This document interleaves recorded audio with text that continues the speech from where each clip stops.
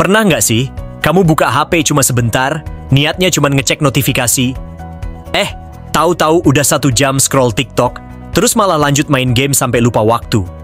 Kalau iya, berarti kamu nggak sendirian.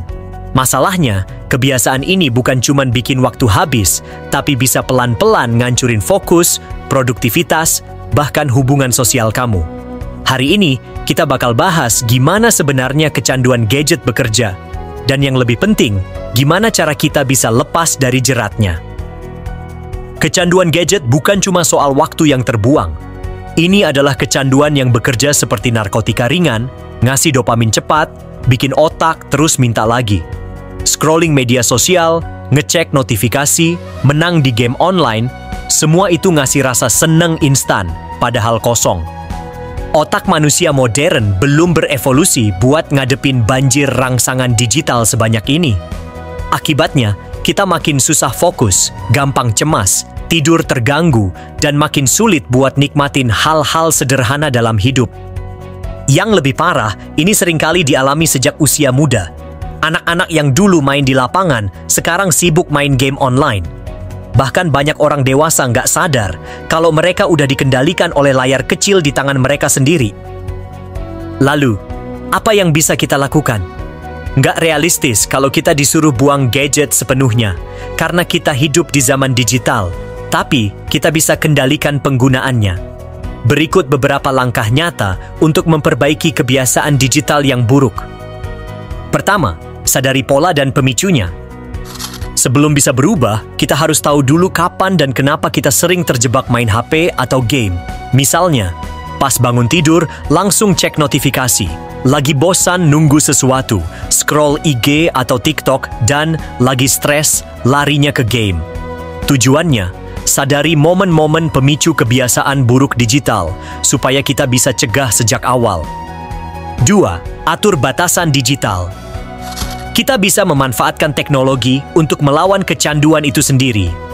Contoh caranya, aktifkan screen time atau digital well-being di HP, batasi waktu akses aplikasi seperti TikTok, Instagram, atau game, atau pakai aplikasi bantu seperti Forest, Focus Mode, atau Digital Detox. Tujuannya, menciptakan rem digital agar tidak keterusan pakai HP tanpa kendali. 3. Ganti dengan kebiasaan sehat.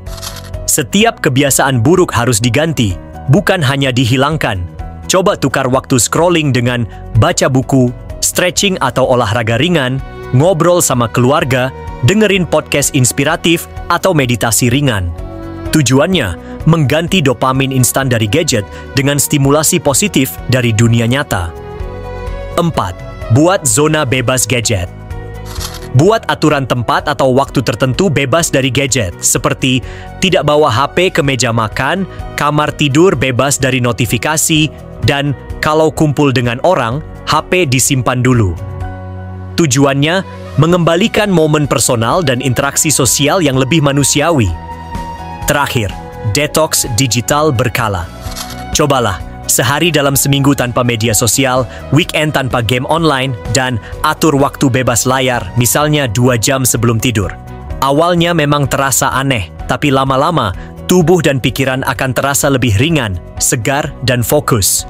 Tujuannya, memberi ruang otak untuk bernapas tanpa terus-menerus diserbu informasi digital. Kecanduan gadget bukan kesalahan pribadi. Ini masalah sistemik yang dirancang untuk bikin kita ketagihan. Tapi, kabar baiknya, kita bisa ambil kendali lagi. Bayangkan kalau kamu bisa mengatur waktu dengan baik, tidur lebih nyenyak, dan jadi lebih fokus ngerjain hal penting. Bayangkan hubungan yang lebih dalam, ide yang lebih segar, dan hidup yang enggak terus-terusan dikejar notifikasi. Semua itu bisa kamu mulai dari satu hal, sadar dan niat buat berubah.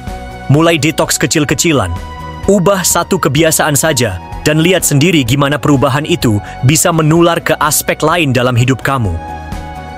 Solusi mengatasi kecanduan gadget tidak harus ekstrim, tapi konsisten. Yang penting bukan seberapa cepat kita berubah, tapi seberapa sadar dan disiplin kita menjaga keseimbangan digital dalam hidup. Kalau kamu merasa video ini bermanfaat, bantu share ke temanmu yang juga lagi berjuang lepas dari kecanduan gadget. Dan tulis di kolom komentar, satu langkah kecil apa yang mau kamu lakukan hari ini buat hidupmu lebih sehat secara digital. Sampai jumpa di video berikutnya. Jangan lupa, kendali hidup itu ada di tanganmu, bukan di layar ponselmu.